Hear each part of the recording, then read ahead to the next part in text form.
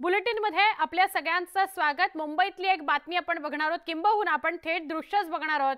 मालाड पश्चिम इथले भाजपचे मुंबई उत्तरचे उमेदवार पियुष गोयल यांच्या प्रचाराला सुरुवात झालेली आहे। कालच त्यांनी आपला उमेदवारी अर्ज दाखल केला, त्यावेळेला भाजपने जोरदार शक्ती प्रदर्शन केलेलं होतं आणि आज मालाड पश्चिमेला त्यांची रॅली निघालेली आहे।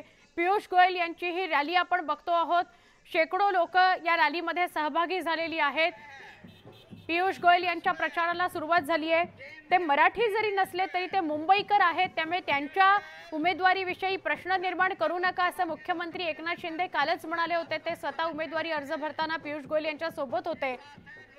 आमचे प्रतिनिधी तुषार रुपनवर यांना अधिक विचारूयात। तुषार, ही रॅली बघतोय आपण मालाड पश्चिम मधली भव्य दिव्य पियुष गोयल यांची रॅली, काय सांगाल? सुवर्ण, आपण जर पाहिलं असेल तर पियुष गोयल यांनी कालच उमेदवारी अर्ज दाखल केला आणि उमेदवारी अर्ज दाखल करत असताना आपल्याला हजारोच्या संख्येने कार्यकर्ते, पदाधिकारी आणि स्वतः मुख्यमंत्री एकनाथ शिंदे देखील उपस्थित असल्याचं पाहायला मिळालं। कालच्या त्यांच्या शक्ती प्रदर्शनामधूनच त्यांनी काल पहिली प्रतिक्रिया दिली, माझा विजय हा निश्चित आहे।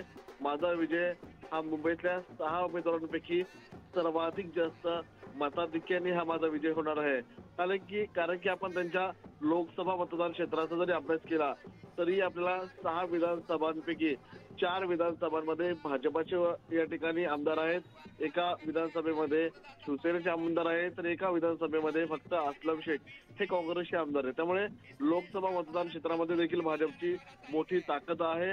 हा परंपरागत हा भाजपचा बालेकिल्ला देखील आहे आणि याच बालेकिल्ल्यामध्ये केंद्रीय मंत्री म्हणून थेट त्यांना या ठिकाणी तिकीट देण्यात आलेलं आहे। पियुष गोयल यांना या ठिकाणी सर्वाधिक मतं मिळतील यामध्ये कोणताही प्रश्नचिन्ह नाहीये।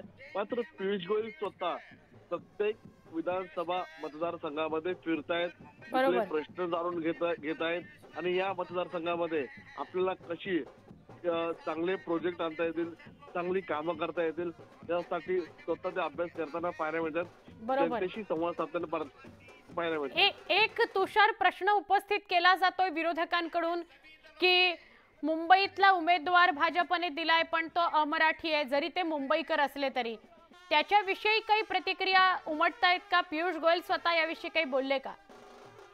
सुरुवातीला सुवर्ण हा नक्कीच अशा प्रतिक्रिया उमटल्या होत्या। किंबहुना जे महाविकास आघाडीचे प्रमुख नेते आहेत त्यांनी या संदर्भातला प्रचार करायला सुरुवात केली होती की अमराठी चेहरा हा देण्यात आला उत्तर मुंबईमध्ये। मात्र कालांतराने स्वतः पियुष गोयल यांनी अनेकांशी संवाद साधला, अनेक सभा घेतल्या आणि त्यामध्ये स्पष्ट त्यांनी सांगितलं की मी एक मुंबईकर आहे, त्यामुळे अमराठी बोलण्याचा विषय येत नाही। आणि किंबहुना आपण जर हा उत्तर मुंबई मतदारसंघ जर पाहिला असेल तर या मतदारसंघामध्ये मोठ्या प्रमाणात अमराठी मतही मोठ्या प्रमाणात आहेत। त्यामुळे या ठिकाणी अमराठी चेहरा आहे किंवा मराठी चेहरा आहे हा प्रश्नच उद्भवत नाही। जनतेची कामं ही माझ्यासाठी पहिली प्रायोरिटी आहे असं पियुष गोयल यांनी जनतेशी संवाद साधताना जनतेमध्ये, मुंबई उत्तरच्या जनतेमध्ये राहता यावं याकरता त्यांनी तिथे घरही घेतलेलं आहे, ते शिफ्टही झालेले आहेत, हेही आपण पाहिलं। ते त्याच्या इमेजेस सुद्धा, छायाचित्र सुद्धा समोर आली होती। भूषण पाटील हे त्यांच्या समोर उभे आहेत। काँग्रेसनं हा उमेदवार मुंबई उत्तरसाठी दिलेला आहे।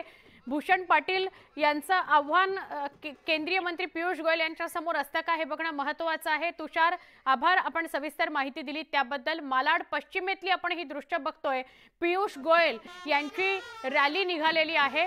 भव्य दिव्य अशी रॅली, जोरदार शक्ती प्रदर्शन पियुष गोयल करतायत आणि नागरिकांशी बोलतायत, थेट संवाद साधतायत। कालच आपला उमेदवारी अर्ज त्यांनी दाखल केला। त्यांच्यासोबत भाजपचे मुंबई अध्यक्ष आशिष शेलार, त्यानंतर त्यांचे सगळे सहकारी, स्वतः मुख्यमंत्री एकनाथ शिंदे उपस्थित होते त्यांचा उमेदवारी अर्ज भरताना। जोरदार शक्ती प्रदर्शन कालही बघायला मिळालं आणि आज मालाड पश्चिमेमध्ये पियुष गोयल यांची रॅली आपण बघतो आहोत।